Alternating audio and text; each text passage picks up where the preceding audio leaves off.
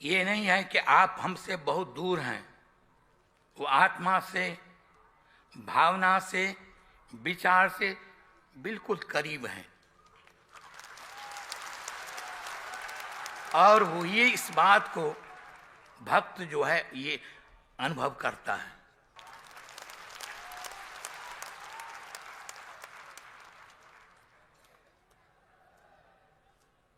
मानव समाज के दम तोड़ती ही मानवता को अगर कोई बचा सकता है तो वो सामर्थ्य आप लोगों में है, ब्रह्म ज्ञान में है।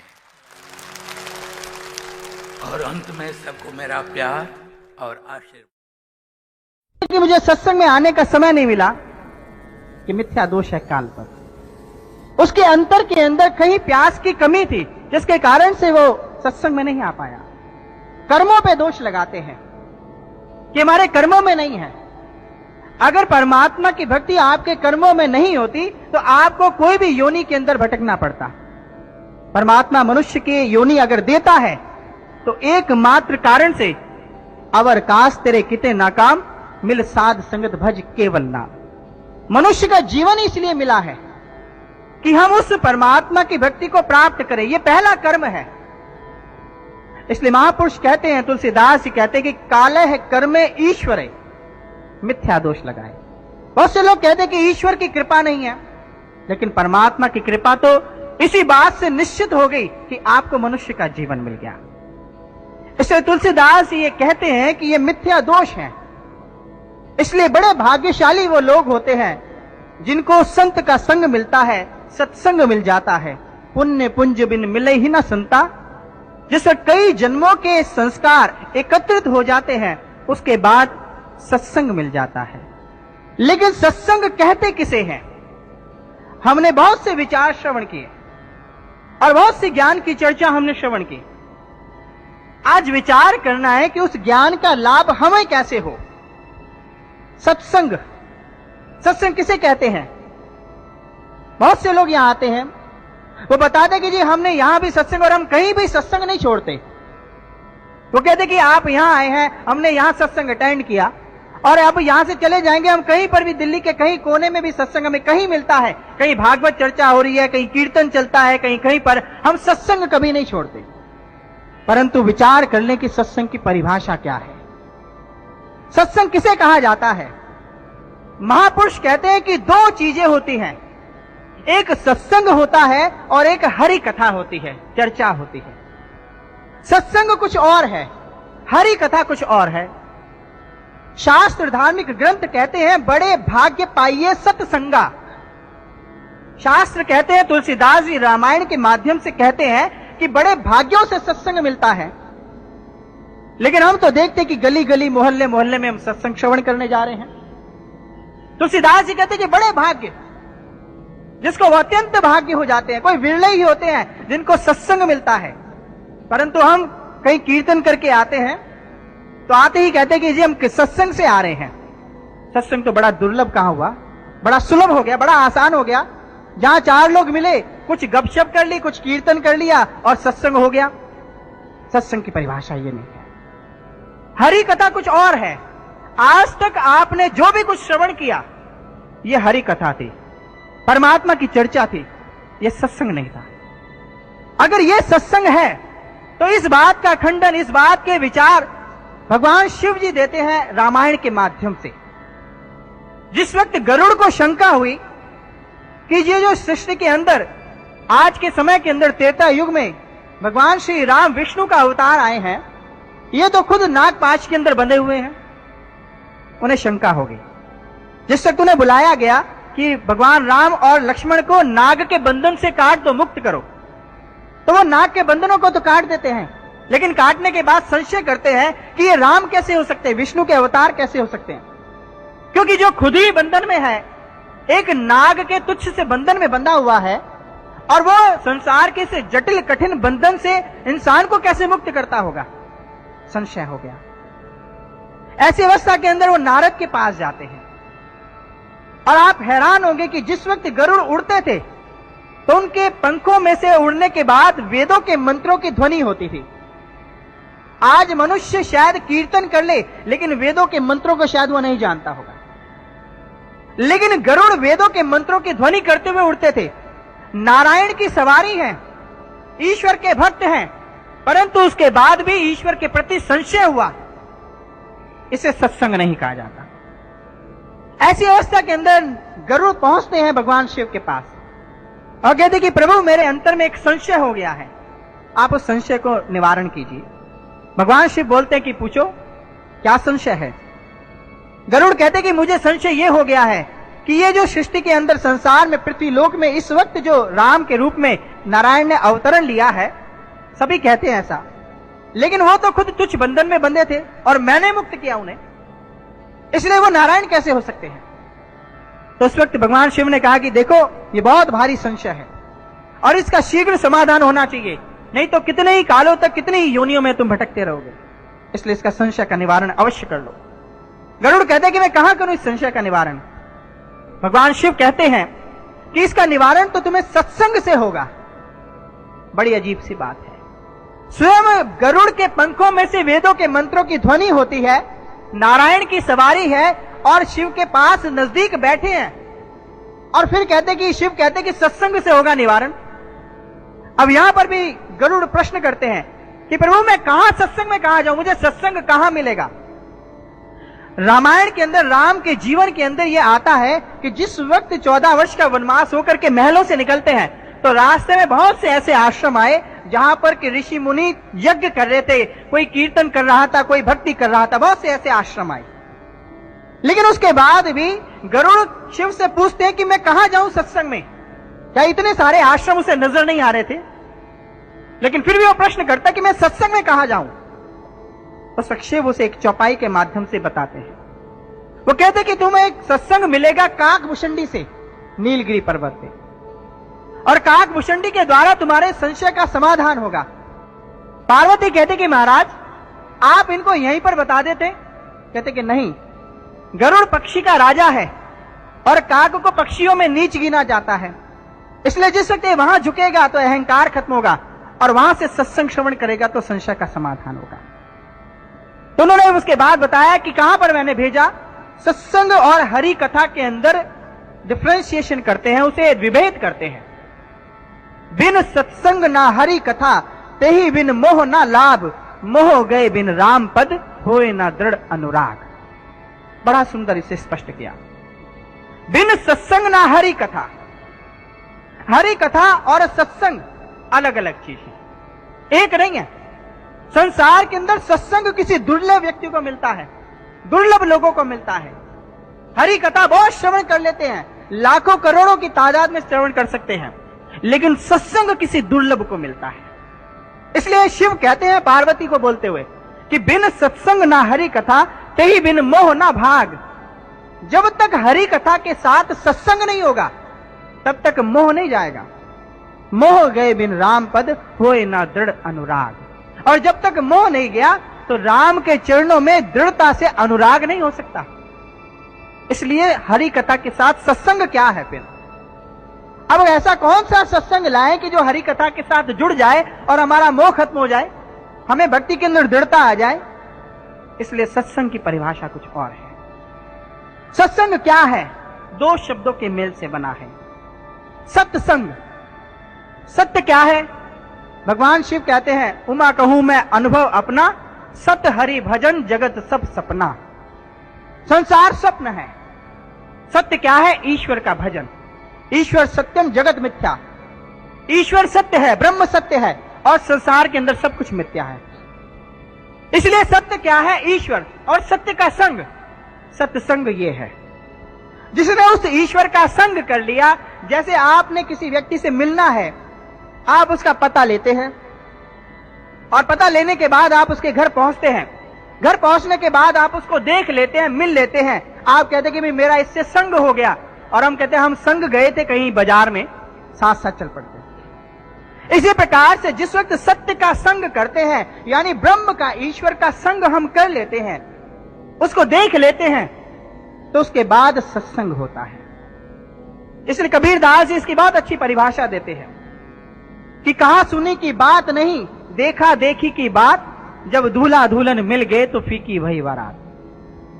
संसार के अंदर बहुत से लोग मिलते हैं, 4 बातें यहां से सुनी और 2 बातें उसको सुना दी, सत्संग हो गया। 4 किताबें वहां से पढ़ी और 2 किताब बना के लिख गई, धार्मिक ग्रंथों की रचना होगी। संसार के अंदर सत्संग इस प्रकार से चलता है।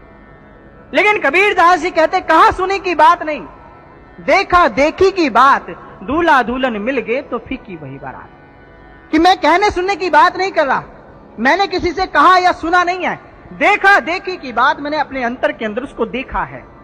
दूल्हा दुल्हन मिल गए तो फीकी वही बारात। जिस वक्त आत्मा परमात्मा मिल गए तो फिर संसार की माया से मुझे क्या संबंध, और मैं उससे निर्लेप हो गया। इसलिए सत्संग की परिभाषा यह है, साध संगत गुरुदेव वहां चले जाइए, भाव भक्ति उपदेश जहां ते पाइए। उपदेश बहुत पीछे हैं। संसार के अंदर कोरे उपदेशों से परिवर्तन नहीं आया करता। संसार के अंदर उपदेशों से सब कुछ नहीं मिल जाया करता। संसार के अंदर जागृति से मिलता है कुछ, ईश्वर की प्राप्ति से मिलता है। इसलिए उपदेश बहुत पीछे हैं।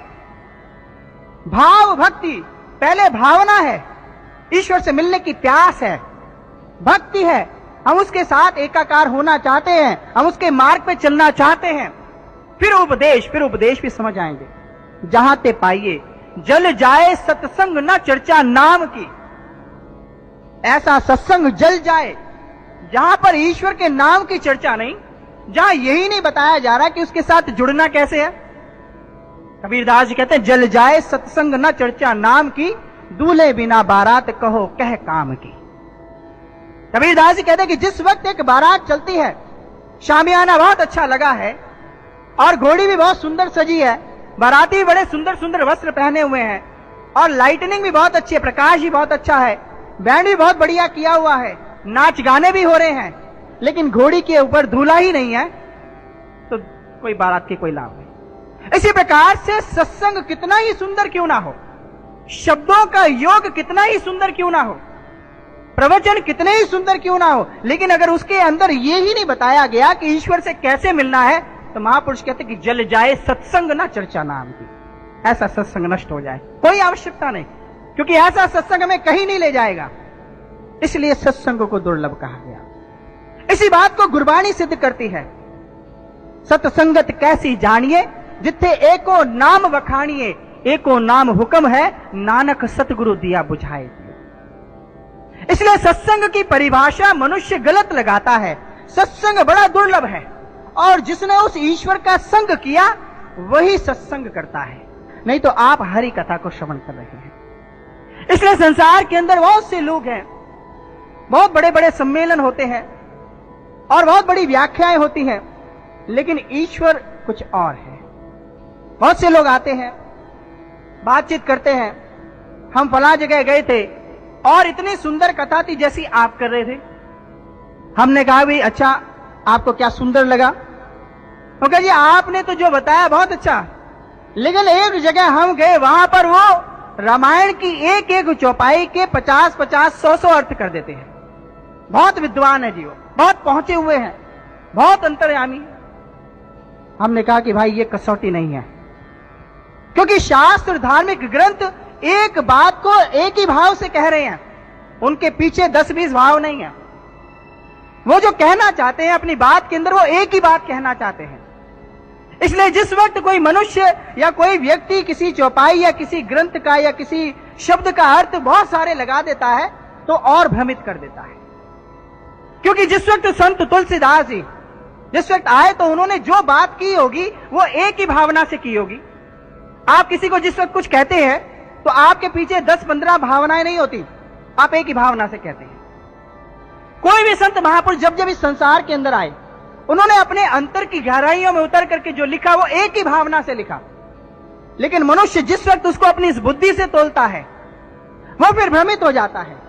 क्योंकि धार्मिक ग्रंथ को कौन समझा सकता है? जिसने उसको जाना हो। इसलिए महापुरुष कहते हैं कि परमात्मा ना तो बुद्धि का विषय है, ना पढ़ने का विषय है, और ना ही इंद्रियों का विषय है। परमात्मा मन, बुद्धि और वाणी इससे परे है।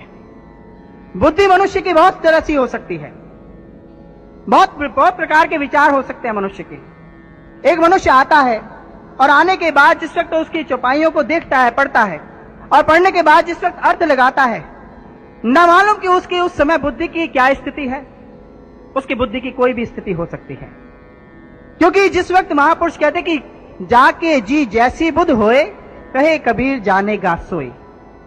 जैसी बुद्धि इंसान की होगी वो वैसा ही अर्थ लगाएगा। कहने का भाव यह है कि जिस वक्त मनुष्य अपने जीवन के अंदर, उसके जीवन का तजुर्बा कुछ और होता है, हर एक मनुष्य के जीवन का अनुभव कुछ और है, और परमात्मा के ज्ञान का अनुभव एक है। इसलिए जिस वक्त मनुष्य अपने जीवन के अनुभव से धार्मिक ग्रंथों को समझना चाहता है तो एक से अनेक अर्थ लगा देता है। यही कारण है कि वो 50 या 100 अर्थ लगा सकता है, लेकिन उसके बाद भी वो उस अर्थ तक नहीं पहुंच सकता जिस अर्थ के लिए धार्मिक ग्रंथों की रचना हो। इसलिए महापुरुष कहते हैं कि ये अनेक अर्थ नहीं, मनुष्य के बुद्धि की अलग अलग सोच, अलग अलग विचार है। हम अपनी बुद्धि के द्वारा धार्मिक ग्रंथों को नहीं समझ सकते। धार्मिक ग्रंथों को पढ़ करके या उनको विचार करके हम अपने उससे समझ नहीं सकते बुद्धि से। यह बुद्धि से परे का विषय है। एक बार कुछ 4 व्यक्ति ट्रेन के अंदर जा रहे थे। एक था मुसलमान, एक था ब्राह्मण, और एक बनिया था, और एक पहलवान था। एक स्टेशन पे ट्रेन रुकी गांव के नजदीक, और जैसे ट्रेन रुकी तो वहां पर एक तीतर ने आवाज दी। तीतर ने जिस वक्त बोले आवाज दी, तो इस प्रकार से जैसे इस प्रकार से आवाज जैसे तीतर बोला करते हैं। तो जैसे ही बोला तो चारों उछल पड़े, आहा कितना अच्छा बोल रहा है। तो पहले ने पूछा कि भाई इसमें अच्छा क्या बोला इसने। अब ब्राह्मण बोलता है, पंडित जी कहते कि देखो कितना सुंदर बोल रहा है। क्या बोल रहा है? राम सीता दशरथ। अब उसने उसके बोलने के भाव को अपने भाव की तरह लगाया, क्योंकि वो ब्राह्मण है, पंडित है, इसलिए वो कहते हैं कि राम सीता दशरथ ये बोल रहा है। जो मौलवी साहब थे वहां पर, उसने कहा कि एक गलत बोलता है, ये थोड़ी ना बोल रहा है। पंडित जी ने पूछा कि भाई फिर क्या बोल रहा है? उसने कहा कि ये बोल रहा है सुभान तेरी कुदरत। इतने में पहलवान बोले कि नहीं ये बिल्कुल नहीं बोल रहा, ना ये बोल रहा है ना ये बोल रहा है जो तुम कह रहे हो। तो दोनों ने पूछा कि भाई फिर क्या बोल रहा है? तो पहलवान कहते कि ये बोल रहा है कि दंड बैठक कसरत। जैसे पहलवान भी बोल चुका तो इतने में उठा हो, और बनिया कहता कि अरे तुम तीनों ही गलत हो, ये भी नहीं बोल रहा। कहते भी भाई तू ही बता दे फिर क्या बोल रहा है। वो कहते ये बोल रहा है कि लून तेल अदरक। अब चारों के मन की स्थिति, चारों के बुद्धि की स्थिति अलग अलग है, चारों के सोचने का दायरा अलग अलग है, और वो उस एक आवाज को चारों अपने बुद्धि के कारण से अलग अलग अर्थ लगा रहे हैं। ऐसी अवस्था के अंदर तीतर ने क्या कहा होगा ये तो तीतर ही जानता होगा, लेकिन इन चारों ने क्या सुना अपनी बुद्धि के हिसाब से। इसलिए मनुष्य की बुद्धि संसार की वस्तुओं का आकलन सत्य नहीं कर पाती, तो ईश्वर का क्या आकलन करेगी, ईश्वर को क्या पहचानेगी, ईश्वर को क्या समझेगी। इसलिए शास्त्र, धार्मिक ग्रंथ कहते हैं कि यह बुद्धि का विषय नहीं है। कोई कहते हैं कि जी परमात्मा ने सृष्टि को बनाया, हमने कहा कि हाँ जी उन्होंने ही बनाया है। वो कहते हैं अगर सृष्टि से बनाया तो मनुष्य को भी बनाया, हमने कहा जी जरूर बनाया।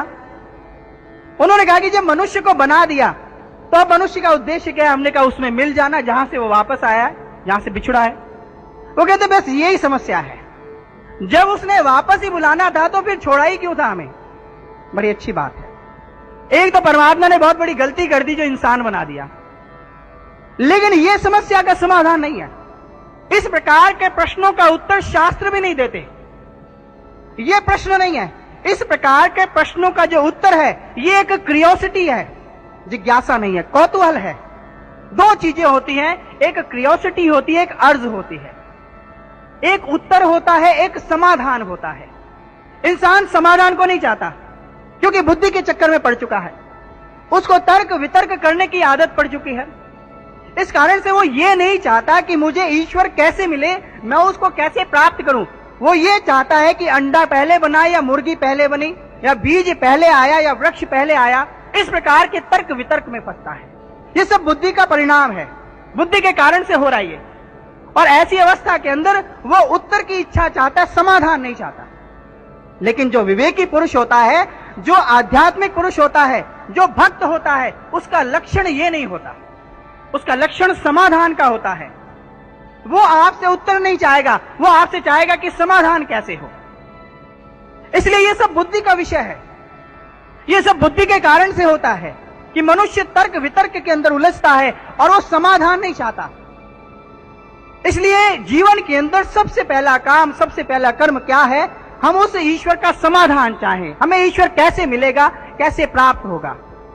इसलिए महापुरुष कहते हैं कि परमात्मा ना बुद्धि का विषय है, ना पढ़ाई का विषय है। महापुरुष क्या कहते हैं? जो प्राणी गोविंद को ध्यावे, पढ़या अनपढ़या परम गति पावे। बहुत से लोग कहते हैं जी हमने तो शास्त्र ही नहीं पढ़े, हम ईश्वर को कैसे प्राप्त कर पाएंगे? शास्त्रों को पढ़ने के लिए, ईश्वर को प्राप्त करने के लिए शास्त्रों को पढ़ने की आवश्यकता नहीं, ये शास्त्र कहते हैं। शास्त्रों के अंदर आता है कि जिस व्यक्ति ने उस ईश्वर को जान लिया, कबीरदास जी बहुत सुंदर इसके बारे में कहते हैं। वो कहते हैं कि अगर किसी ने बहुत शास्त्रों को पढ़ भी लिया लेकिन उसके बाद भी ईश्वर नहीं मिला तो फिर उसके शास्त्र पढ़ने का लाभ ही क्या हुआ? और जिस व्यक्ति ने शास्त्रों को नहीं भी पढ़ा लेकिन ईश्वर मिल गया तो उसकी बात ही क्या है? इसलिए कबीरदास जी कहते हैं कि हमें शास्त्रों से अर्थ नहीं है, हमें ईश्वर की प्राप्ति से मतलब है। क्या पढ़िए, क्या गुणिए, क्या वेद पुराना सुनिए, पढ़े सुने क्या होए, जो सहज न मिले सोए। बहुत सुंदर कबीरदास जी कहते हैं। कबीरदास जी कहते हैं कि क्या पढ़ूं मैं उसको, उसका क्या गुणगान सुनूं? पढ़े सुने क्या होए, अगर पढ़ भी लिया, सुन भी लिया लेकिन वो मिला ही नहीं तो उसका लाभ क्या? पढ़े सुने क्या होए, जो सहज ना मिलिया सोए। अंधियारे दीपक चाहिए, अंधकार के अंदर दीपक चाहिए, प्रकाश चाहिए। प्रकाश की बातें नहीं चाहिए। प्रकाश कितना सुंदर होता है, प्रकाश कैसा है, वो इससे मिलता है, ये चर्चाएं नहीं चाहिए। हमें अंधकार में अगर हम हैं तो हमें प्रकाश चाहिए, उसकी बातें नहीं, चर्चाएं नहीं। इसलिए कबीरदास जी कहते हैं अंधियारे दीपक चाहिए, एक वस्त्र अगोचर लहिए। और अगोचर वस्तु, एक वस्त्र अगोचर पाई, घट दीपक रया समाई।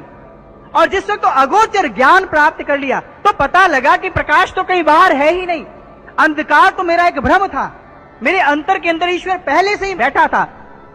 इसलिए महापुरुष कहते हैं एक वस्त्र अगोचर पाई, घट दीपक रया समाई। कहे कबीर अब जानिया।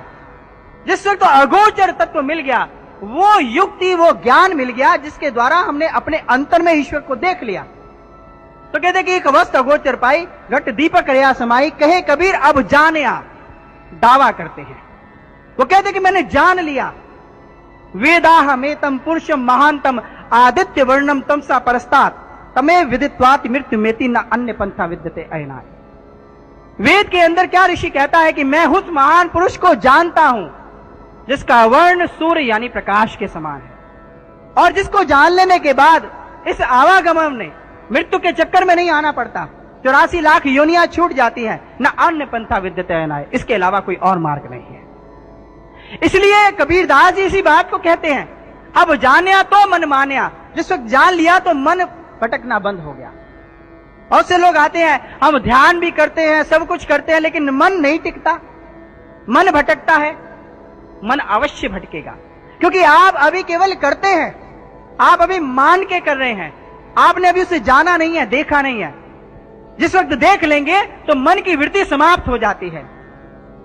इसलिए महापुरुष कहते कि अब जानिया तो मन मानिया, मन मानिया लोग ना पतीजे, लोग ना पतीजे तो हम क्या कीजिए। वो कहते जब देख लिया तो किसी को कहा भी मैंने ईश्वर को देखा है, वो कहते अरे झूठ बोलता है, ईश्वर को कभी देख सकता है? ऐसा हो ही नहीं सकता। लेकिन ऐसा संभव है। इसलिए कबीरदास जी कहते हैं कि लोग ना पतीजे तो हम क्या कीजिए। अगर लोग नहीं भी मानते हैं तो मुझे समस्या क्या है, मैंने तो उसको प्राप्त कर लिया है, मेरे जीवन की समस्याओं का तो अंत हो गया। इसलिए शास्त्र धार्मिक ग्रंथ कहते हैं कि परमात्मा ना तो शास्त्रों का विषय है। आप देखेंगे कि जितने भी संत महापुरुष इस संसार में अवतरित होते हैं, उन्होंने कोई भी बहुत बड़े बड़े व्याख्यान नहीं किए या बहुत कठिन कठिन लैंग्वेज नहीं लिखी। उन्होंने उस समय के अंदर आकर के साधारण से साधारण भाषा के अंदर लोगों को समझाने का प्रयास किया। वेद थे, वेद, 4 वेद।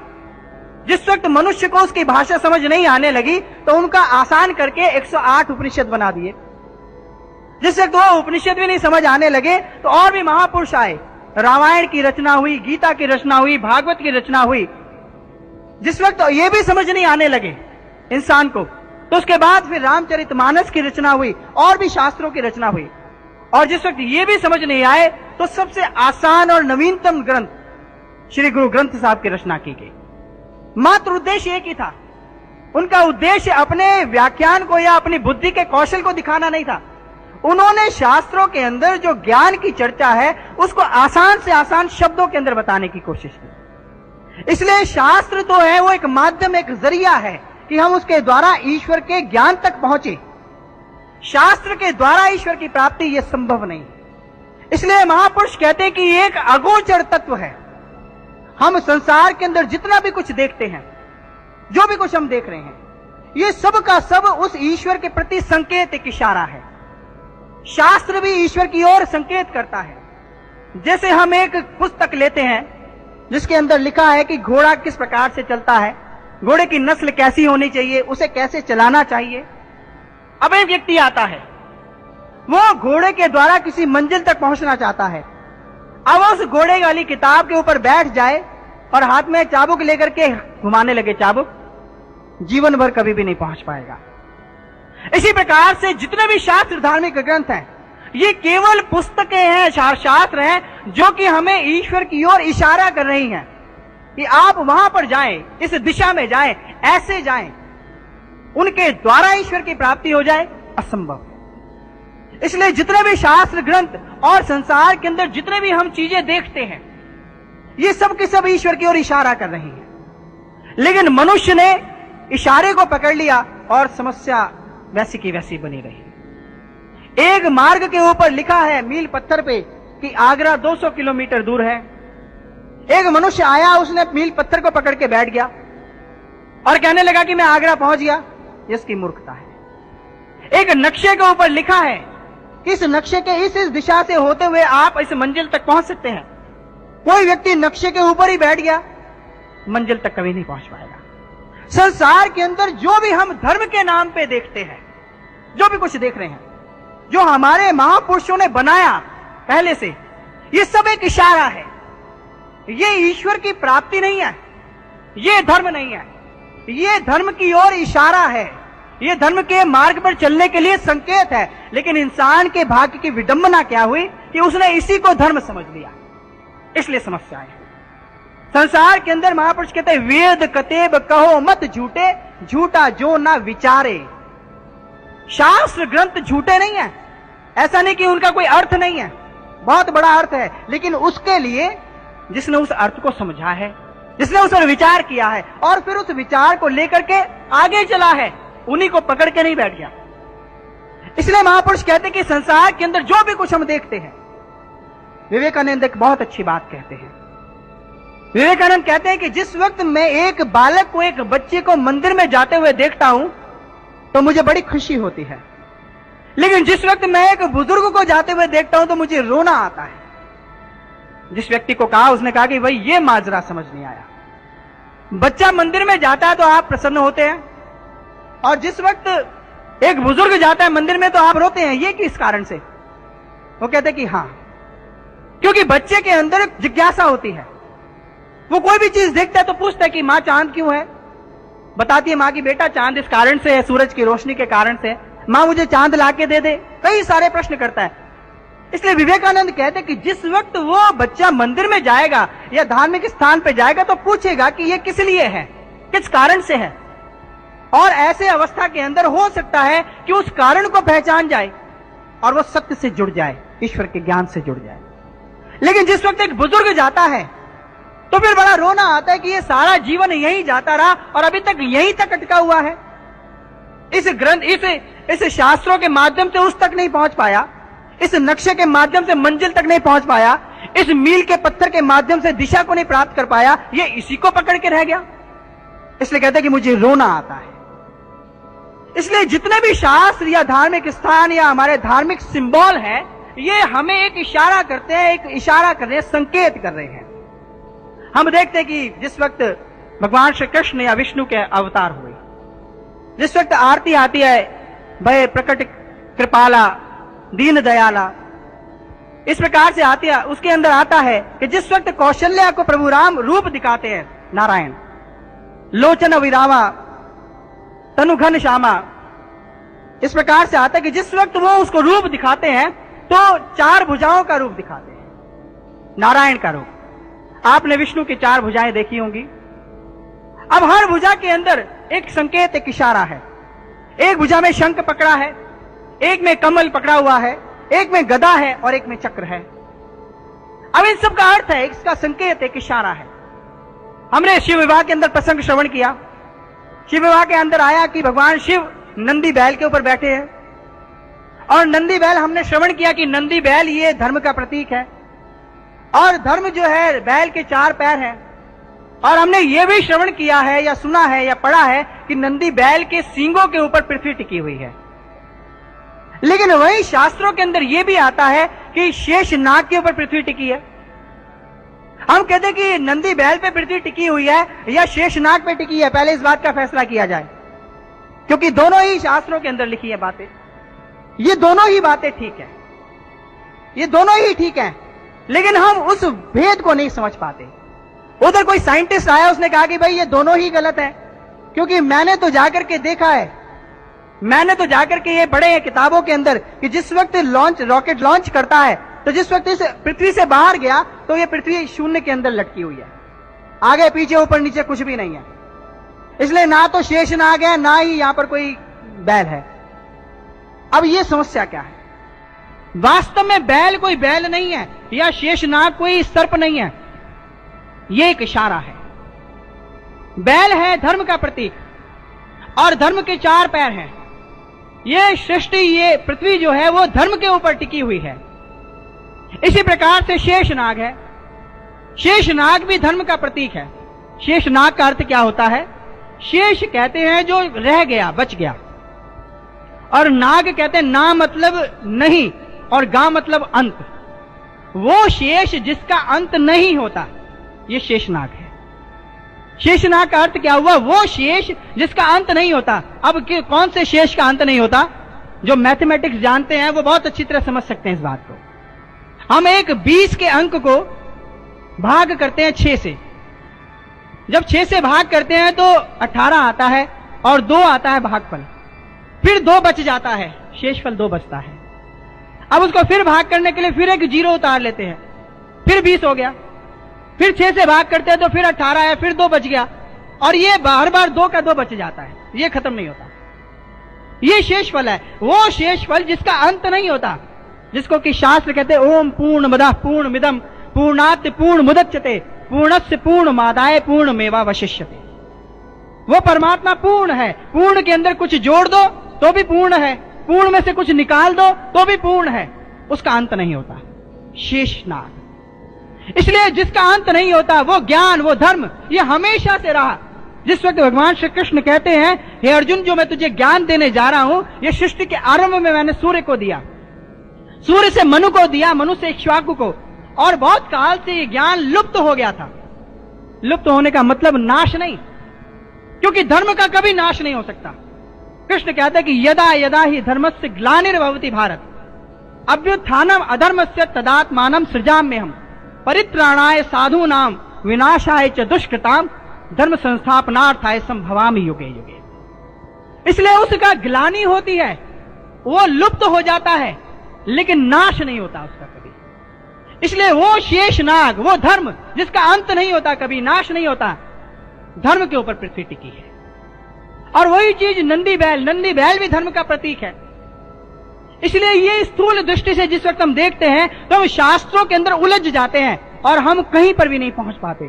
लेकिन जिस वक्त सत्संग मिलता है, जिस वक्त ऐसे महापुरुष मिलते हैं, उनके द्वारा हमें शास्त्रों को भी समझ आती है और हम ईश्वर तक भी पहुंच पाते हैं। इसलिए संसार के अंदर जो भी कुछ देखते हैं ये सब एक इशारा है। बहुत से लोग सूर्य के ऊपर जल चढ़ाते हैं। अब सूर्य के लिए जल चढ़ाया हमने और लोगों ने कहा कि भाई हमने तो भक्ति कर ली, बस समस्या का समाधान हो गया। हमने कहा भाई आपने भक्ति कर ली, जीवन के अंदर प्राप्ति कितनी हुई, परिवर्तन कितना आया, शांति कितनी मिली? कहते हैं ये सब तो नहीं मिला, लेकिन हमने बस कर लिया इतना ही। ये सब एक इशारा है। हमारे धर्म के साथ बहुत सी ऐसी बातें हमारे ऋषि मुनियों ने, जो वैज्ञानिक थे, उन्होंने ऐसी धर्म के साथ जोड़ी। धर्म नहीं है ये, क्योंकि धर्म अगोचर है। बार बार इस बात पे जोर दिया जा रहा है कि धर्म अगोचर तत्व है। अगोचर का अर्थ होता है जो मन, वाणी, इंद्रियों से परे है। आंखें वहां नहीं पहुंचती हैं, कान वहां नहीं सुनते हैं, जीवा वहां बोल नहीं सकती है, हाथ पैर वहां चल के जा नहीं सकते हैं, मन वहां पहुंच नहीं सकता है, इंद्रियों का वहां कोई कार्य नहीं है। अगोचर तत्व है वो। इसलिए परमात्मा अगोचर तत्व है। सूर्य पे जल चढ़ाना एक शारीरिक प्राप्ति है, शरीर के लिए उपलब्धि है। सूर्य की किरणों से जिस वक्त पानी में से छन करके किरणें आती हैं तो मनुष्य के कई रोगों को, त्वचा के रोगों को दूर करती है। हम इसे धर्म समझ करके बैठ गए। बहुत से ऋषियों ने, वैज्ञानिकों ने यह कहा कि भाई आप अपने घर के अंदर गोबर का लेप किया कीजिए, आप तुलसी को वहां पर तुलसी के पास दिया जलाया कीजिए। हम इसी को धर्म समझ के बैठ गए। लेकिन वो जानते थे कि जो गोबर का लेप है ये एंटीसेप्टिक होता है। इस कारण से बहुत से कीट, जो बहुत से बैक्टीरिया समाप्त हो जाते हैं। तुलसी बहुत गुणकारी है, बहुत से इलाज, बहुत सी चीजों के अंदर वो बहुत लाभप्रदक है, बहुत सी बीमारियां दूर करते हैं तुलसी के पत्ते। और इसलिए दिया जलाने को कहा गया कि जिस वक्त हम पूजा करेंगे उसको दिया जलाएंगे तो उसकी हिफाजत करेंगे। हम रोज वहां जाएंगे तो उसको रोज पानी देंगे, सूख ना जाए। इस प्रकार से बहुत सी चीजें ऐसी हमारे धर्म के साथ हमारे ऋषियों ने, जो वैज्ञानिक थे, उन्होंने इस कारण से जोड़ी कि मनुष्य उनसे लाभ उठा पाए, उनकी महत्वता को नकार ना दे। पीपल की पूजा करने के लिए कहा गया, रोज जल चढ़ाना है पीपल को। कारण क्यों? क्योंकि पीपल ही एक ऐसा वृक्ष है जो 24 घंटे ऑक्सीजन देता है, और कोई भी ऐसा वृक्ष नहीं है। बाकी सभी वृक्ष रात को कार्बन डाइऑक्साइड देते हैं और दिन में ऑक्सीजन देते हैं। और मनुष्य के लिए ऑक्सीजन बड़ी लाभकारी है। अगर इसके अंदर ऑक्सीजन नहीं है तो मनुष्य का दम घुट जाएगा, मर जाएगा। इसलिए धर्म के साथ जो भी चीजें जोड़ी गई वो एक कारण था उसका, या तो वैज्ञानिक कारण था या फिर धर्म के लिए इशारा था। लेकिन हम क्या करते हैं, हम उसके साथ उसी को धर्म मान के बैठ जाते हैं। इसलिए धर्म कुछ और है। शास्त्रों के अंदर हम मंदिरों में जाते हैं, धार्मिक स्थानों पर जाते हैं, बहुत पूजा पाठ करते हैं, लेकिन शास्त्र क्या कहते हैं? विवेकानंद एक बहुत बड़े रिफॉर्मर हुए और जिन्होंने शिकागो के अंदर, अमेरिका, इंग्लैंड में बहुत जगह धर्म का प्रचार किया। वो कहते कि यदि भैंसे पूजा करना जानते तो वो पूजा किसकी करते? वो अपने से बड़े एक भैंसे की तस्वीर बना देते और उसकी पूजा करते। क्योंकि हम जिसको धर्म मान करके पूज रहे हैं ये हमारी कल्पनाओं का आधार है। शास्त्र ग्रंथ इसको नहीं कह रहे, ये हमने अपनी कल्पना के आधार पे किया है। हमारी कल्पना के अंदर बहुत अच्छा इंग्लिश के अंदर कोटेशन आती है, God made man in his own image, कि परमात्मा ने मनुष्य को अपने जैसा बनाया। इसका अर्थ यह हुआ कि मनुष्य परमात्मा के जैसा है। अब मनुष्य ने परमात्मा को देखा ही नहीं, लेकिन अपने को वो देख रहा है। और अपने को क्या देख रहा है? ये शरीर। इसलिए उसने सोचा कि शायद परमात्मा भी ये शरीर होगा। उसने ये जानने की कोशिश नहीं की कि पहले परमात्मा था फिर मनुष्य बना। इसलिए पहले परमात्मा को जाने तब हम मनुष्य को जान पाएंगे। लेकिन उसने अपने आप को देखा, वो भी इस शरीर को देखा जो नश्वर है, जो सत्य नहीं है। इस कारण से उसने सोचा कि शायद परमात्मा भी ऐसा ही होगा और उसने अपने जैसे परमात्मा को बना दिया। उसने सोचा कि मेरी 6 फुट की हाइट है तो परमात्मा 6 फुट का कैसे होना, मेरे बराबर थोड़ी ना होगा। इसलिए उसने 12 फुट की मूर्ति खड़ी कर दी। इसी प्रकार से आप जाएंगे, अगर साउथ के अंदर जाएं आप, साउथ इंडिया में, तो आप जाएंगे कि वहां पर आप जितने भी स्थान देखेंगे वहां पर राम की, कृष्ण की जो मूर्ति है वो काली है, काले पत्थर की है। आप नॉर्थ इंडिया में आकर के देखें तो वहां जितने भी परमात्मा की, प्रभु राम की या श्री कृष्ण की जो मूर्तियां हैं वो सफेद रंग की है। उनका रंग जो है सांवला होता है। और जो नॉर्थ इंडिया में रहते हैं लोग, इनका रंग सफेद होता है। इस कारण से उन्होंने अपने जैसा बनाया ईश्वर को। अफ्रीका के अंदर वहां पर एक जाति है जो जिहोवा को पूजती है, नीग्रो है। उनके जो जिहोवा, उनके जो देवता हैं, अगर आप उनको जाके देखें तो आप देखेंगे कि उनके कान लंबे हैं, नाक अंदर की ओर दबी हुई है, होठ लटका हुआ है, क्योंकि वो खुद वैसे होते हैं। इसलिए महापुरुष कहते हैं कि जो शास्त्र के अंदर एक विशेष ज्ञान की चर्चा है, शास्त्र के अंदर एक मार्ग की चर्चा है। हम जिस चीज को कर रहे हैं ये केवल हमारी कल्पनाओं का आधार है और इसके अंदर केवल हम उस धर्म के संकेतों को ही पकड़ के बैठे हैं। इसलिए जिस वक्त कोई सत्संग मिलता है, संत महापुरुष मिलता है, तो हमें उस इशारे को बताता है कि किस दिशा में जाना है। इसलिए तुलसीदास जी कहते हैं कि कृतयुग त्रेता द्वापर पूजा मख अरु जोग, जो गति होए सो कली हरि नाम ते पावही लोग। सतयुग के अंदर, द्वापर के अंदर और त्रेता के अंदर पूजा, जिस प्रकार से पूजा करते थे, यज्ञ करते थे, जो उस समय के अंदर जिससे गति होती थी, आज वो एक नाम से, ज्ञान के द्वारा होती है उसकी। इसी बात को तुलसीदास जी और भी बहुत सुंदर ढंग से कहते हैं।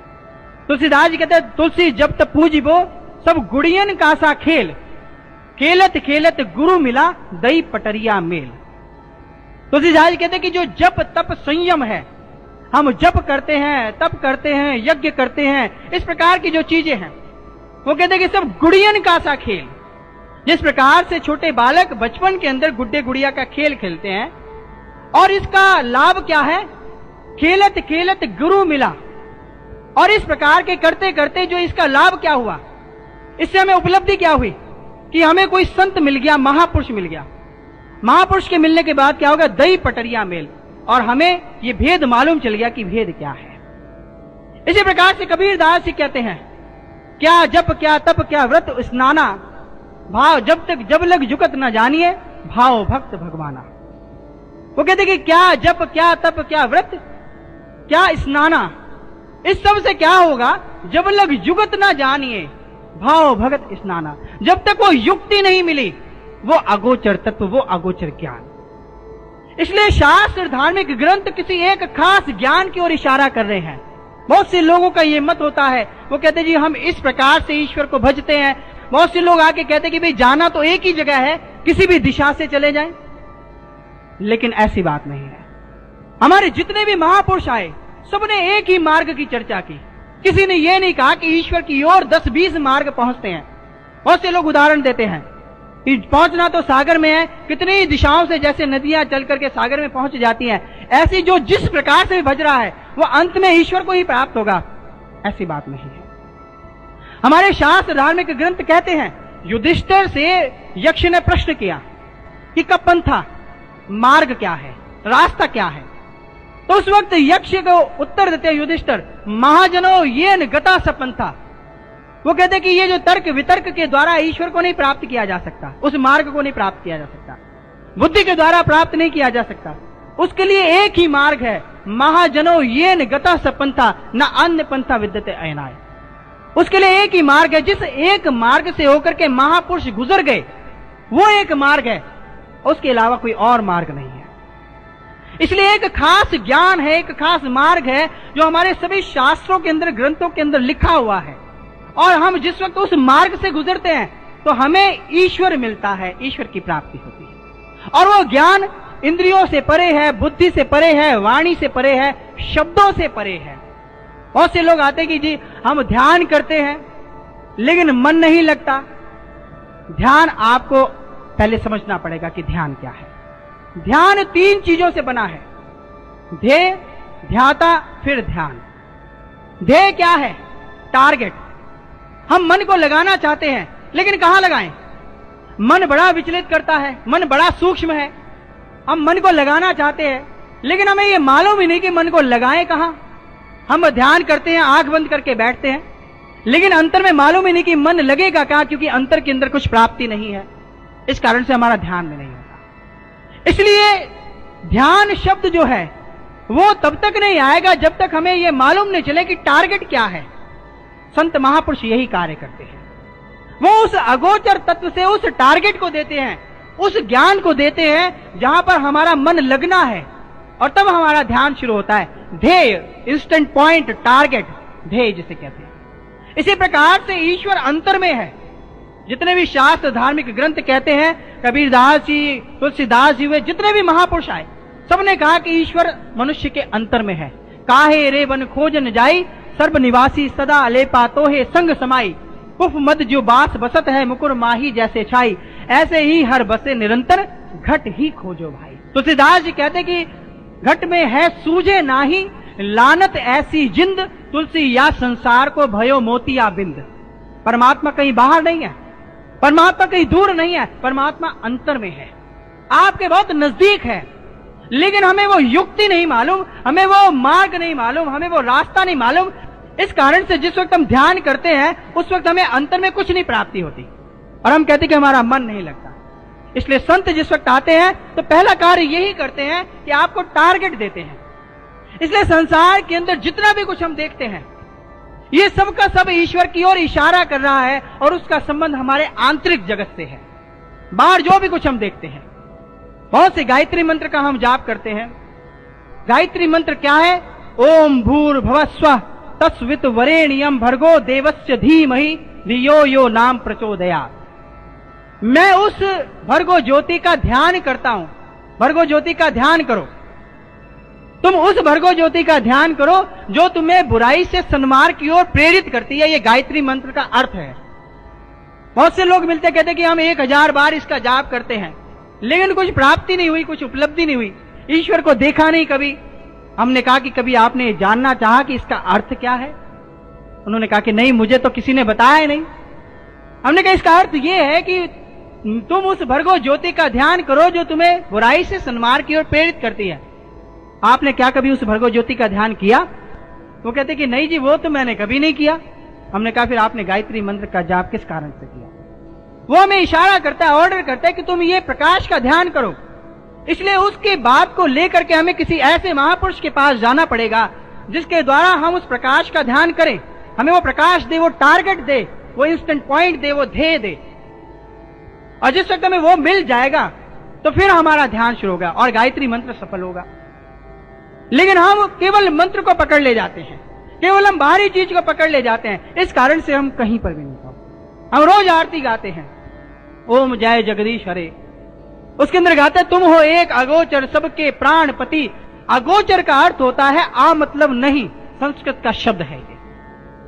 आ मतलब नहीं, स्वीकार अस्वीकार, सत्य असत्य। जहां आ लग जाता है वहां नकारात्मक हो जाता है, ना हो जाता है। जहां आ मतलब नहीं, गो मतलब इंद्रिया, चर मतलब पहुंचती, जहां हमारी ये इंद्रियां नहीं पहुंचती। तुम हो एक अगोचर सबके प्राणपति, सबके प्राणों को चलाने वाले हो, श्वास को चलाने वाले हो। किस विध मिलूं गोसाई तुमको मैं कुमति। क्योंकि मेरा जो परिचय है, मैं जो चल रहा हूं या चल रही हूं, ये तो इंद्रियों के द्वारा ही है। मैंने जो भी कुछ किया भक्ति के रूप में आज तक, वो सब इंद्रियों के द्वारा ही किया। लेकिन तुम तो इंद्रियों से परे हो, इसलिए मैं कैसे मिलूं? मुझे वो ज्ञान दो जो अगोचर है, जिसको गुरबाणी कहती है अखा बाजो वेखना बिन कन्नी सुनना, पैरा बाजो चलना बिन हत्ती करना, जीवा बाजो बोलना एहो जीवित मरना, नानक हुक्म पछाण के त्यों खस में मिलना। ऐसा ज्ञान है जो आंखें नहीं जरूरत है उसके लिए। एक अंधा, गूंगा और बहरा व्यक्ति भी उस ज्ञान को प्राप्त करता है। इसलिए अगोचर ज्ञान हम रोज करते हैं, पढ़ रहे हैं, सुन रहे हैं, कह रहे हैं, लेकिन हम कभी विचार नहीं करते उसके। इस कारण से हम कुछ प्राप्त नहीं कर पाते। इसलिए जब तक हमारे जीवन के अंदर ऐसा टारगेट नहीं आएगा, ऐसा ज्ञान नहीं आएगा, हम अपने अंतर के अंदर उस युक्ति को नहीं जानेंगे। एक बहुत अच्छा किसी संत ने कहा है, पूजा करी सब लोग संतो मनमुख थाई ना पाई। पूजा तो सब करते हैं लेकिन मन के जरिए, जो मन को अच्छा लगता है, इस कारण से ठिकाना नहीं मिलता। पूजा करी पर विधि नहीं जानी, दूजे रे भाई मल लाई।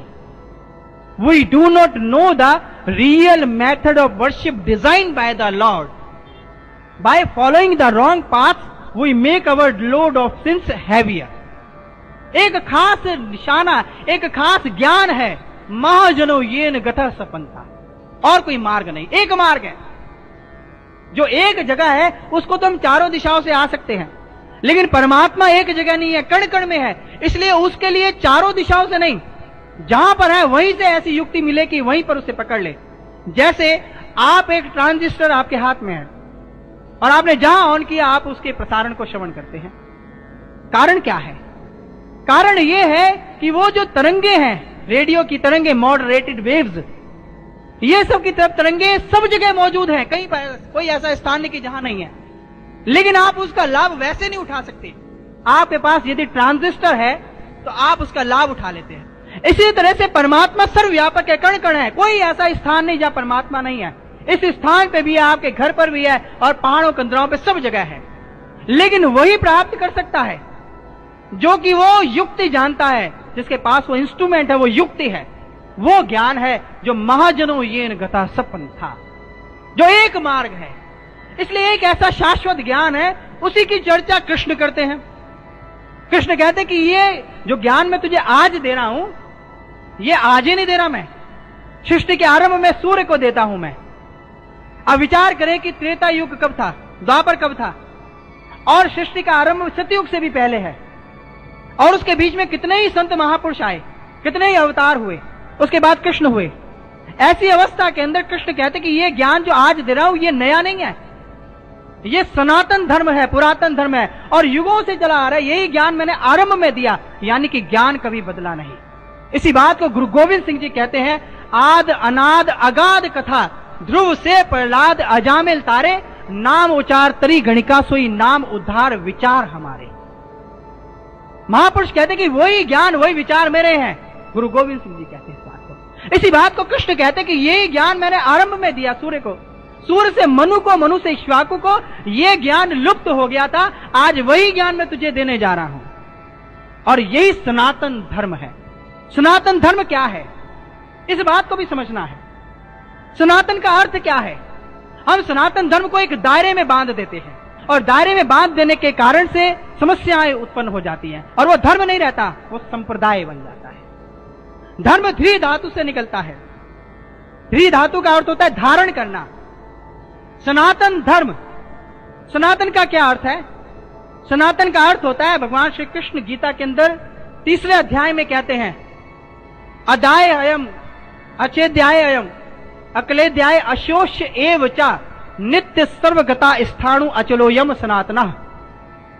भगवान श्री कृष्ण कहते हैं कि वो ज्ञान, वो आत्मा जिसको भेदा नहीं जा सकता, वो आत्मा जिसको जलाया नहीं जा सकता, वो आत्मा जिसको गीला नहीं किया जा सकता, वो आत्मा जिसको सुखाया नहीं जा सकता, वो नित्य हमेशा से, शरीर समाप्त हो गया लेकिन आत्मा का नाश नहीं होता, नित्य सर्वगता हर स्थान पे है, कहीं पर भी पहुंच सकती है, व्यापक है, नित्य सर्वगता स्थाणु अचलोयम सनातना। अचल है सनातना, ये सनातन है, आत्मा सनातन है। धर्म का अर्थ होता है धारण करना। आपको कोई बहुत अच्छा लगा, आपने कहा ये मेरा धर्म भाई बन गया, यानी उसे धारण कर लिया। आपको कोई बहुत अच्छा लगा, आपने कहा ये मेरी धर्म बहन होगी। जिस वक्त पत्नी आती है, धर्म पत्नी बन गई, धारण किया। जिसको कि हम पहले नहीं मान रहे थे, पहले अनुभव नहीं कर रहे थे, पहले हमारे पास प्राप्ति नहीं थी, उसको हमने धारण कर लिया, ये धर्म हुआ। सनातन धर्म, सनातन का अर्थ है आत्मा, जिसने उस आत्मा को धारण कर लिया, यानी आत्मा को देख लिया। इसी बात को गुरबाणी कहती है, मन तू ज्योत स्वरूप है अपना मूल पहचान, मन हरजी तेरे नाल है गुरुमत्ती रंगमान। जिस वक्त जिसने उस आत्मा को धारण कर लिया, उस आत्मा के प्रकाश को देख लिया, उसने सनातन धर्मी हो गया। वो सनातन धर्म है। इसी प्रकार से महापुरुष खालसा की परिभाषा देते हैं, गुरु गोविंद सिंह जी खालसा की परिभाषा देते हैं। वो कहते हैं, जागृत ज्योत जपे निस्बासर, एक बिना मन नेक ना आने, पूर्ण ज्योत जगे घट में, तबे खालसा ताहे न खालस जाने।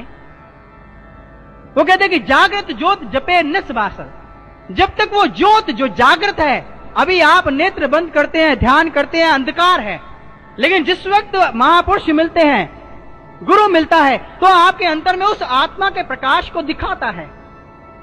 और वो कहते हैं कि जिस वक्त उसको देख लेते हैं, तो कहते हैं जागृत हो तबे खालसा ताहे न खालिस जाने, तभी खालसा है, उससे पहले न खालिस है। जैन शब्द कहते हैं हम जैन हैं। इस बात को विचार करना पड़ेगा कि जैन कौन है। जैन संस्कृत के जिन धातु से निकला है, जिसका अर्थ होता है जिसने जीत लिया, जिसने अपनी इंद्रियों को जीत लिया, जिसने अपनी इंद्रियों का दमन कर लिया, जिसका मन इंद्रियों के द्वारा विषयों के अंदर भागता नहीं, वो जैनी है। बुद्ध की बात करते हैं, हम बौद्धिस्ट हैं, लेकिन बुद्ध का अर्थ क्या है? जिसने उस बुद्धत्व को प्राप्त कर लिया, जिसको बोध हो गया, जिसको ज्ञान हो गया, जिसने ईश्वर के प्रकाश को देख लिया, वो बुद्ध है। इसलिए सिख की परिभाषा देते हैं, सो गुरु सो सिख है भाई, जिन ज्योति ज्योत मिलाई, ये श्री गुरु ग्रंथ साहब में आते हैं। हिंदू की परिभाषा देते हैं, शास्त्र कहते हैं, हिंसते दुष्टते अनैनेति हिंदू, जिसने अपने हिंसक दुष्टों को मार दिया। हिंसक दुष्ट कहीं बाहर नहीं, अपने अंतर के अंदर काम क्रोध मद लोभ की जब लग घट में खान, क्या मंदिर क्या पंडित क्या मूर्खा, दोनों एक समान। जिसने अपने अंतर के इस विकारों को मार लिया वो हिंदू है। इसलिए शास्त्र धार्मिक ग्रंथ हमें बहुत कुछ बता रहे हैं। वो एक की ओर जोड़ते हैं, वो किसी संप्रदाय में नहीं बांधते, वो सबको जोड़ने आते हैं। लेकिन वही जुड़ता है जो उसको प्राप्त करता है। इसलिए एक ज्ञान है, सदियों से एक ज्ञान चला आ रहा है। और वो ज्ञान क्या है? जिस वक्त महापुरुष गुरु मिलते तो उससे जनाते हैं, आपको बांटते नहीं है, आपको अलग नहीं करते, आपको दायरों में नहीं बांधते। इसलिए महापुरुष कहते कि जिस वक्त मनुष्य के अंदर ये विचार आता है कि मैं कैसे उसको प्राप्त करूं, कैसे आत्मा को प्राप्त करूं, उस प्रकाश को प्राप्त करूं, तो कहते कि ऐसी अवस्था के अंदर गुरु मिल जाता है। इस संसार के अंदर सृष्टि का एक अटल नियम है। जिसने भी ईश्वर की प्राप्ति की है उसने गुरु के द्वारा ही की है। सृष्टि का अटल नियम है। बिन सतगुरु किने ना पाया, बिन सतगुरु किने ना पाया, सतगुरु विच आप रखियन कर प्रगट आंख दिखाया। बिन गुरु भव निधि तरह ही ना कोई, जो विरंच शंकर सम होई। बेशक आप ब्रह्मा की जितनी शक्ति हासिल कर ले, बेशक आप शंकर की जितनी शक्ति हासिल कर ले कि पृथ्वी का संहार कर दें, ब्रह्मा की शक्ति हासिल कर ले कि सृष्टि को बना दें, लेकिन गुरु के बिना आप मोक्ष को प्राप्त नहीं कर सकते। सृष्टि का अटल नियम है। मनुष्य जब पैदा होता है तो जन्म लेते ही उसे जरूरत महसूस होती है, मां की जरूरत महसूस होती है। जन्म लेते ही आश्रित है और मरते वक्त भी वो आश्रित होता है। मां की जरूरत है, कुछ समय के बाद पिता की जरूरत है, उसके बाद पति की जरूरत है या पत्नी की जरूरत है, उसके बाद बच्चों की जरूरत है। अंत काल के अंदर जिस वक्त मर जाता है उसके बाद उसे 4 लोगों की जरूरत है जो उसको कंधा देकर के शमशान घाट तक छोड़े। जन्म लेते ही छोटी से छोटी वस्तु की प्राप्ति के लिए वो आश्रित है, तो यो ब्रह्म की प्राप्ति के लिए उसे कोई जरूरत ही नहीं किसी की। बड़ा परिहास का विषय है। इसलिए सृष्टि के अंदर आज तक जिसने भी ईश्वर को प्राप्त किया और जो करना चाहता है उसको गुरु अवश्य करना पड़ता है। राम कृष्ण ते को बड़े, तिन भी तो गुरु कीन, 3 लोक के नायका गुरु आगे आधीन। कृष्ण दुर्वासा ऋषि से आत्मज्ञान की प्राप्ति करते हैं, हालांकि नारायण है। भगवान राम वशिष्ठ गुरु से आत्मज्ञान की प्राप्ति करते हैं। इसलिए सृष्टि का एक नियम है, संसार के अंदर जब तक हमें कोई महापुरुष नहीं मिलता, ऐसा महापुरुष, पूर्ण महापुरुष, इसमें बहुत भेद है। अगर हम कहीं गलत मार्ग पे चल पड़े तो हम कहीं गलत पहुंच जाएंगे। अगर हमने मार्ग ठीक कर लिया, अगर हम ठीक मार्ग पे चल पड़े तो हम मंजिल तक जरूर पहुंच जाएंगे। इसलिए पूर्ण गुरु की आवश्यकता है। पूरा गुरु जिस वक्त मिल जाता है उस वक्त मनुष्य के जीवन का समाधान होता है। पूर्ण गुरु की आवश्यकता है। एक तो गुरु की जरूरत है और वो भी पूर्ण है। पूरा सतगुरु भेटिए पूरी होवे युगत, हसेंद्या खेलेंद्या पहनेंद्या विच्चे ही होइए मुक्त। पूरा गुरु वो ज्ञान देता है, ऐसा ज्ञान शाश्वत, जिसके द्वारा वो उपदेश देता है कि वो संसार के अंदर रहते हुए ही और संसार के सब कार्य करते हुए मुक्ति को प्राप्त होता है। इसलिए ऐसा ज्ञान है और वो गुरु की कसौटी, गुरु की परख बहुत जरूरी है। बहुत से लोग कहते हैं कि नहीं नहीं, संतों के पास जाके प्रश्न नहीं करना चाहिए, संतों के पास जाकर के उनको परखना नहीं चाहिए। हम कहां इस लायक हुए कि गुरु की परख करें? लेकिन नहीं, हम कितना कुछ पढ़ते हैं संसार में, और यही कारण है कि मनुष्य घबराता है कि हम किसी के पास ना जाएं, संत के पास ना जाएं, गुरु के पास ना जाएं, कहीं हमें छल ना ले वो। आपकी बिल्कुल ठीक बात, क्योंकि ये सत्य है और ये मनुष्य के जीवन के अंदर सबसे बड़ी रुकावट है। इसलिए संसार के अंदर ये कारण क्यों होता है, ऐसा सब क्यों हो जाता है? क्योंकि हमारे पास परख नहीं है, कसौटी नहीं है। इस कारण से जिस वक्त हम संत के पास जाते हैं, महापुरुष के पास जाते हैं, हमें यह नहीं मालूम कि हमें उससे लेना क्या है। हम संसार के अंदर एक दुकान के अंदर जाते हैं 10 रुपए की चीज लेने, उसने कुछ भी दिया, हम लेकर के आ गए, हमने कहा कि हमें नाम मिल गया जी, नाम इतना सस्ता नहीं। और से लोग आए कहते हैं हमें नाम मिला, लेकिन नाम क्या चीज है? नाम ज्ञान है, नाम परमात्मा का अनुभव है, नाम परमात्मा का दर्शन है। जिस वक्त आपको नाम दिया जाए उस वक्त आपने उस ईश्वर के दर्शन किए, और वो नाम जुबान से परे है, इंद्रियों से परे है। इसलिए जिस वक्त हम गुरु के पास जाते हैं तो हमें कसौटी होनी चाहिए, परख होनी चाहिए कि हम कैसे महापुरुषों को जाने कि यही वो है जिसके द्वारा हमें जीवन का कल्याण उद्धार होगा। और उसके लिए महापुरुष कहते हैं कि वो क्या है? वही आरंभ में जहां से हम शुरू हुए थे, नंदी बैल 4 पैरों पे टिका है। 4 पैर, धर्म के 4 पैर होते हैं। इसी बात को भाई गुरदास जी कहते हैं। वो कहते कि 4 पैरे धर्म दे, 4 वर्ण एक करया। वो कहते कि 4 पैर धर्म के हैं जिन्होंने चारों वर्णों को एक कर दिया। सुन समझत जन मुदित मन मज्जहि अति अनुराग, लहहि 4 फल अच्छ तन साधु समाज प्रयाग। शास्त्र जितने भी महापुरुष आए सबने इन 4 चीजों की बात की, 4 फल की बात की, और यही गुरु की कसौटी, गुरु की परख है। स्वयं कबीर दास जी कहते हैं, वो कहते कि जब तक ना देखो अपनी नैनी तब तक ना पतीजो गुरु की बहनी। जब तक आप अपने आप से देख नहीं ले तब तक गुरु की बातों में विश्वास मत करना। स्वयं कृष्ण भगवान अर्जुन से कहते हैं, हे अर्जुन तू तत्ववेता गुरु के पास जा और प्रश्न कर उनसे। तत्विधि प्रणिपातेन परिप्रश्नेन सेव्या उपदेक्ष्यन्ति ते ज्ञानम ज्ञानिना तत्वदर्शिना। उनके पास जाकर के प्रश्न कर, ज्ञान के बारे में पूछ, और उससे पूछने के बाद फिर उसको प्राप्त कर, और तुझे दिख जाए तो उनको दंडवत प्रणाम कर। इसलिए जिस वक्त महापुरुष ज्ञान देते हैं, आपको पहले यह मालूम होना चाहिए कि हमें मिलना क्या है, और फिर जिस वक्त वो देते हैं तो हमें अनुभव होना चाहिए, और जिस वक्त हमें अनुभव हो जाता है तो हमें समझ लेना चाहिए कि हमें पूर्ण गुरु मिल गया और हमारे जीवन का, भक्ति का मार्ग का आरंभ हो गया। इसलिए सबसे बड़ी बात यह है कि संसार के अंदर जो भी कुछ हम कर रहे हैं ये हमारी कल्पना का आधार है, हमारे मन ने जैसा किया हम वैसा कर रहे हैं। लेकिन एक ज्ञान है, शाश्वत ज्ञान, जो हमें ईश्वर से मिलाने की बात करता है, देख लेने की बात करता है, और उसको देखने के बाद हमारा जीवन सुगम हो जाता है। इसलिए जीवन के अंदर गुरु की बड़ी आवश्यकता है। नामदेव ने 71 बार परमात्मा के दर्शन किए, लेकिन उसके बाद भी क्या हुआ? उसके बाद विशोबा खेचर गुरु के शरणागत हुआ। मीराबाई बचपन से ही कृष्ण की आराधना करती थी और वो खूब उसको देखती थी, लेकिन एक दिन स्वप्न में कृष्ण आए, तो कृष्ण के आने के बाद मीराबाई को क्या कहते हैं, मीराबाई तू मुझे अगर प्राप्त करना चाहती है तो तुझे फिर गुरु के शरणागत होना पड़ेगा। और कहते कि मीराबाई को पता देते हैं रविदास का, और मीराबाई जिस वक्त रविदास के पास जाती है तो रविदास फिर उनको आध्यात्मिक ज्ञान देते हैं। इसलिए गुरु के बिना बेशक हम कितना ही क्यों ना उतर जाएं, लेकिन गुरु के बिना हम उस ईश्वर को देख नहीं सकते। और गुरु के लिए एक कसौटी है, एक कारण है कि हम किस प्रकार से गुरु को परख सकते हैं, और वो ये है कि हमें हमारे अंतर के अंदर वो ईश्वर के प्रकाश का दर्शन करा दे। गुरु और शिष्य का अर्थ क्या है? अक्सर लोग इस अर्थ को बड़ा अलग सा समझ लेते हैं। आप शिष्य तब तक नहीं बने जब तक आपने गुरु के द्वारा उसका प्रकाश नहीं देख लिया, और जब तक वो गुरु नहीं है जिसने उस प्रकाश को दिखा नहीं दिया। एक ड्राइवर तब तक नहीं है जब तक वो ड्राइविंग ना करता हो।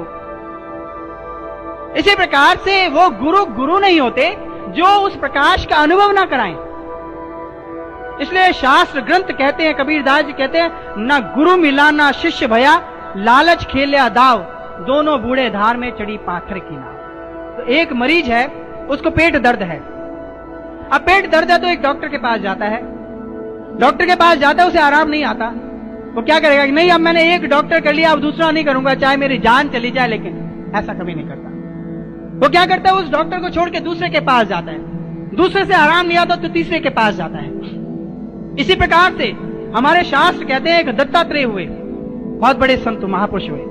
दत्तात्रेय ने अपने जीवन के अंदर 22 से 23 गुरुओं के पास गए, और जब तक उन्हें वो अनुभव नहीं हुआ तब तक वो बढ़ते चले गए, और अंत में वो पहुंचे और उन्होंने 24वें गुरु से वो ज्ञान को प्राप्त किया। इसलिए कबीरदास जी कहते हैं, जब तक गुरु मिले नहीं साचा, तब तक करियो 10 या 50।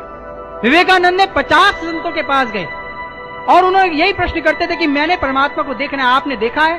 वो कहते नहीं, 13 साल हो गए पेड़ से उल्टा लटका हूं, अभी तो नहीं दिखा, तू भी लटक जा, तुझे भी शायद दिख जाए। कहते नहीं, ऐसा नहीं, आपने अगर देखा है तो मुझे बताओ, तब मैं वो काम करूं जो आप कर रहे हैं। जो आपको नहीं मिला तो मुझे क्या पता मिलेगा? और जीवन का कोई पता नहीं है।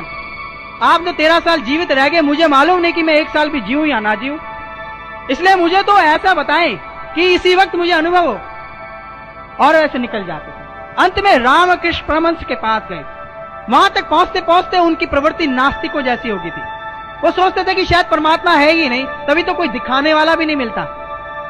और उनसे प्रश्न करते हैं कि आप परमात्मा को जानते, देखा है क्या? पहले प्रश्न करते हैं, परमात्मा है क्या? क्योंकि देखेंगे तो तब जब होगा। रामकृष्ण परमहंस कहते कि हाँ है। उन्होंने कहते कि आपने देखा है? रामकृष्ण परमहंस कहते कि हाँ मैंने देखा है, और इतने नजदीक से देखता हूं जितना नजदीक तू भी नहीं है। विवेकानंद कहते कि क्या मुझे दिखा सकते हैं? वो कहते कि इसी क्षण दिखा सकता हूं। कहते कि उसी वक्त दंडवत प्रणाम कर दिया, और उसी क्षण जिस वक्त ज्ञान दिया तो विवेकानंद अपने अंतर के अंदर उसको देखते हैं, और देखने के बाद कहते कि हाँ मैं उस प्रकाश को, उस परमात्मा को जानता हूं, देखता हूं। इसलिए जिस वक्त महापुरुष मिलते हैं, जिस वक्त हमें ऐसे महापुरुष मिलते हैं, तो उसके लिए जब तक हमें ऐसे ना मिले तो हमें चलते जाना चाहिए और बढ़ते जाना चाहिए, जब तक ना हो, और उस तक पहुंच जाना चाहिए। बहुत से लोग आते हैं, कहते हैं कि हाँ जी हमने तो देखा है, उसको प्राप्त किया है। बड़ी अजीब सी बात है। हमने कहा कि कैसे प्राप्त किया है? वो कहते हैं जी बस ऐसे ही चलते चलते ही प्राप्त हो गया, या कोई जा रहे थे महापुरुष ने ऐसे कह दिया प्राप्त हो गया। हमने कहा कि प्राप्त करने की भी एक युक्ति है, एक विधि है। इसलिए हम अपने जीवन को बहलाएं नहीं, संसार के अंदर सत्य भाषण करें, सत्य बोलें। हमारे जीवन के अंदर यदि अनुभव होता है, इन आंखों के बिना, इन कानों के बिना, इस जुबान के बिना, तो हमें ईश्वर की प्राप्ति अगर होती है, हमें अनुभव होता है, तो हमारा जीवन सफल है। जीवन के अंदर एक आध्यात्मिक ज्ञान है, एक ही मार्ग है संसार के अंदर जिसके ऊपर चल करके महापुरुष गुजरे, और उसके बिना हम ईश्वर की भक्ति को, ईश्वर को प्राप्त नहीं कर सकते। और ईश्वर को प्राप्त करने के लिए वो मार्ग जो है, वो परमात्मा का मार्ग महापुरुष गुरु जनाते हैं। और गुरु भी पूर्ण होना चाहिए, जो हमें संसार के कर्मों से तोड़ करके उस ज्ञान से जोड़े जो कि अगोचर तत्व है, जो आंखों से परे, कानों से परे, जुबान से परे है और हमारी इंद्रियों से परे है। इसलिए जीवन के अंदर महापुरुष कहते हैं कि जब हमें ऐसा मार्ग मिल जाता है तो हमारा जीवन सफल होता है, नहीं तो हमारा जीवन यूं ही व्यर्था चला जाता है। बोलिए श्री सद्गुरु महाराज की, बोलिए सियावर रामचंद्र महाराज।